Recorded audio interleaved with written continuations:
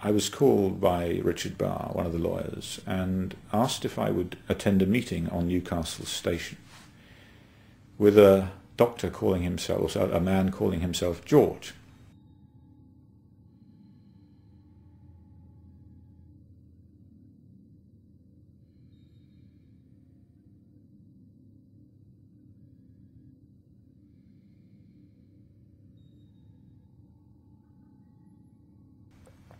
We knew nothing more about it than that. They'd had a previous meeting with George on Newcastle Station. And the bottom line is, on a Sunday we got on a train, went up to Newcastle Station, and there we met with George, and George would be wearing a red carnation. And indeed George was wearing a red carnation, and we met with George, and George turned out to be the name of his son, who was an actor, and George turned out to be Dr. Alistair Torres, who was from the Scottish Department of Health. And Dr. Torres had been seconded onto the Joint Committee on Vaccination and Immunisation, effectively from Canada, and he had been brought in, at least in part, to advise on the introduction of MMR vaccine. Now, the experience in Canada was that they introduced a vaccine which contained a mumps component made up of a strain of the vaccine called Urabi. It was originally generated in Japan.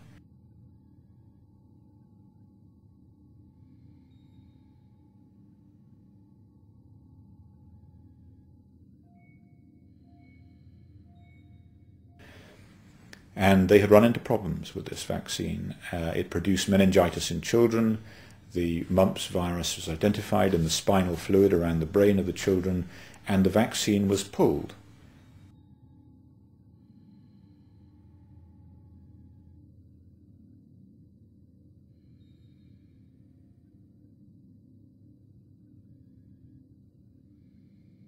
It was pulled, it was stopped in 1997. Nonetheless, this was the vaccine that was intended to be introduced in the UK a year later, 1988. Did I say 1997, 1987? It was the vaccine that was to be introduced in the UK in 1988.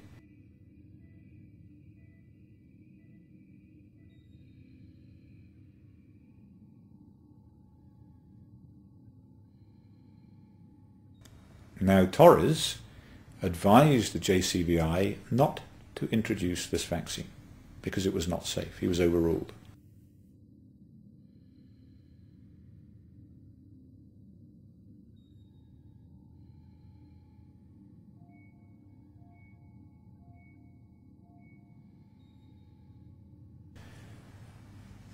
Now, this was done, he said, for competitive pricing reasons. The strain of the vaccine that contained the dangerous mumps component was 1/4 approximately the price of the American vaccine MMR2 made by Merck.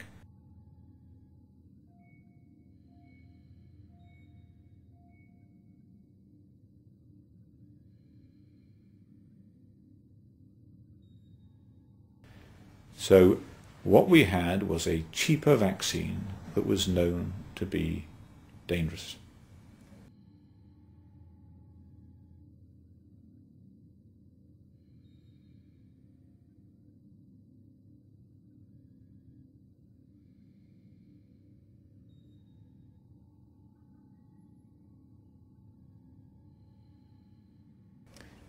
So when the vaccines were licensed, or when there was the proposal to license this vaccine in the country, the Joint Committee or members of that committee went to SmithKline Beecham and said, "We want your vaccine." SmithKline said, "Well, we're not happy about this because this has already been withdrawn in Canada. It's got this mumps component in, which is dodgy."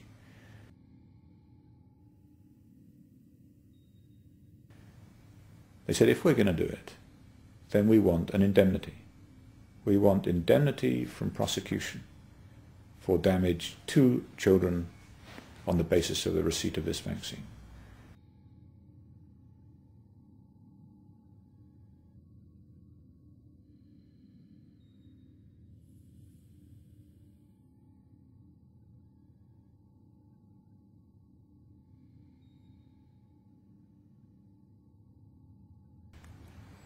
So they entered into this relationship.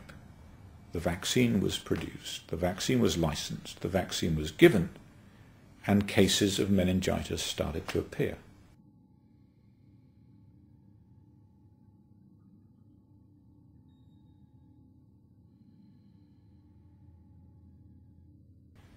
Until finally a study was grudgingly done in Nottingham where they found that there was a much higher risk of this meningitis with this vaccine than had previously been predicted by passive surveillance, and the vaccine was withdrawn overnight.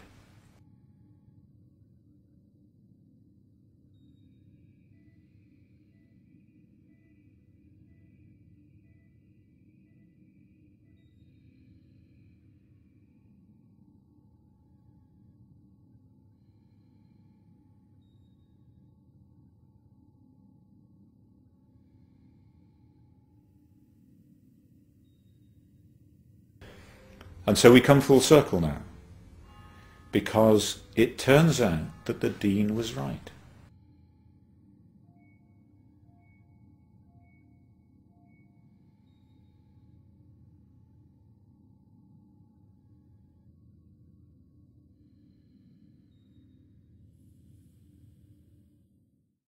Ari Zuckerman was right, based upon the information that he got, he says, probably from Dr. Salisbury way back when these parents started coming to us in 1996, 97, that it was the government that was going to be sued.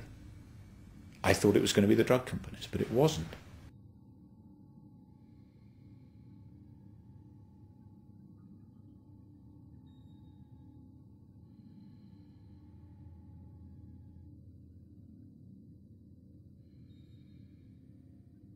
Why was it the government? Because the government had given the drug company an indemnity against harm.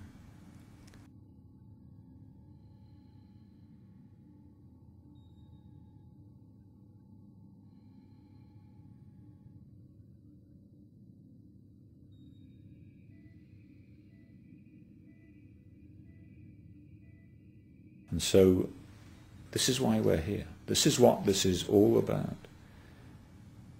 This whole General Medical Council affair, an effort to discredit doctors questioning the safety of the MMR vaccine,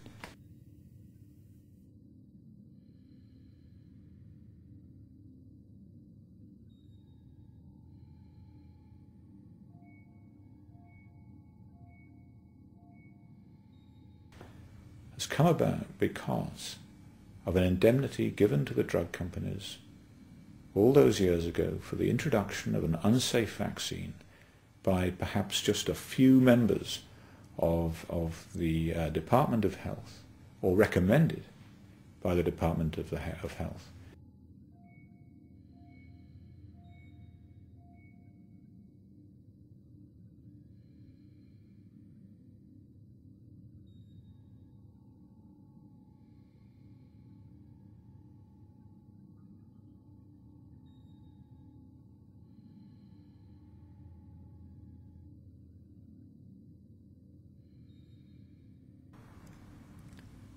And so I'm afraid that this is really the origins of this whole process, and the hope that that my colleagues and I might be discredited before this information ever became public.